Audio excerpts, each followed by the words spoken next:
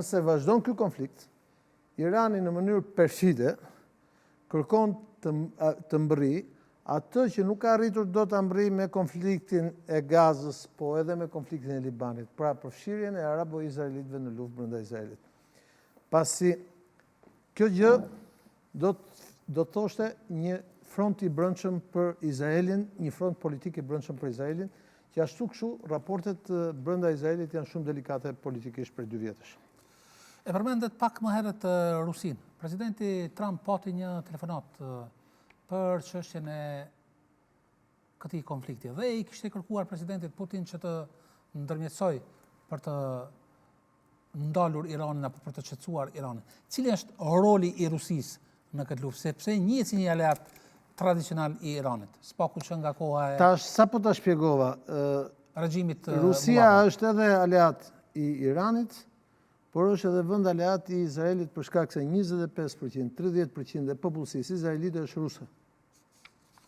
Ka parti ruse në qeveri, ata flasin rusisht dhe Rusia nuk mund ta humbë dot ndikimin që ka me Izraelin, dhe Izraeli dhe Rusia kanë pas një marrëdhënie shumë komplekse, po të vazhdueshme edhe gjatë kohës së konfliktit në Ukrainë, po për më tepër Rusia ka qenë garanti numër 1 i Izraelit për sa kohë Rusia nga Siria, për sa kohë Rusia ka pasur bazat e veta në Siri. Dhe pikërisht Rusia ka funksionuar si balancues me Iranin dhe aleatët e Iranit në Rusi, në mënyrë që Iranit mos e sulmonte Izraelin nga Siria. Kështu që ka një histori të vjetër dhe ky është një pozicion që rikthen Rusinë në qendrën e diplomacisë ndërkombëtare. Ju më herët e keni thënë që ndoshta Shtetet e Bashkuara të Amerikës dhe administrata Trump do të tentojnë që të largojnë Iranin nga ndikimi kines, apo edhe rus.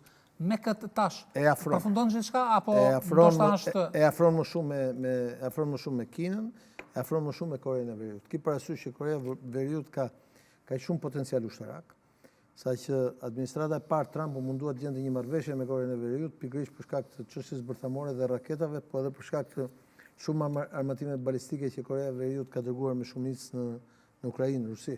Imagjinoni që të njëjtën gjë ta bëjë të kthehet në një luftë frontale, sepse aleatët e Izraelit janë edhe në Kurdistan. Imagjinoni që ky konflikt të kthehet një konflikt territorial edhe në Kurdistan dhe të përfshijë edhe një pjesë të Irakut. Se deri tani Iraku nuk është përfshirë në luftë, por një pjesë e madhe e Irakut është në kontrollin e milicive pro-iraniane. Dhe në anën tjetër ne kemi Yemenin. Shqyr zotit nuk është përfshirë Arabia Saudite apo vendet e tjera arabe, por nëse do të ndodhë një zgjerim i këtij konflikti, çfarë do ndodhë? Pra sepse nëse do të ketë një konflikt sunit o shiit dhe Izraeli nuk përfshihet, është diçka tjetër,